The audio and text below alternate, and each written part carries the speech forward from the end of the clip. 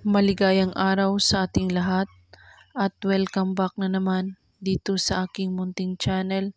Panibagong araw, panibagong video na naman tayo.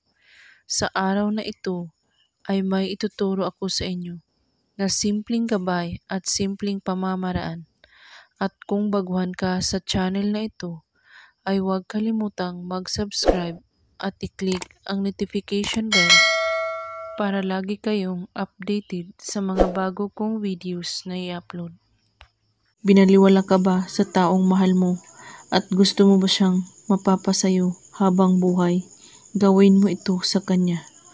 Ang kailangan mo dito, buo ang iyong paniniwala, walang ibang iniisip at pagdududa. Kailangan mo lang ng papel, panulat, larawan niya. Isulat mo sa papel ang pangalan niya at apelyido. At sa baba ng pangalan niya, isulat mo ito. Pagkakaisipan mo ako sa lahat ng oras, Marichi Dinal Ziki. At pagkatapos mong maisulat, kunin mo ang larawan niya at hawakan ito at iisipin mo siyang mabuti at banggitin ito. Pangalan niya, pagkakaisipin mo ako sa lahat ng oras, Marichi Dinal Ziki. 3 times ito ulit-ulitin sa pagbigkas.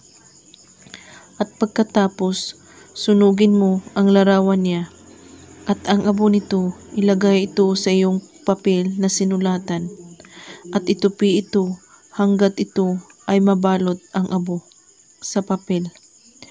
Hawakan sa iyong 2 kamay ang papel at sambitin mo ito. Nais kong tulungan mo ako.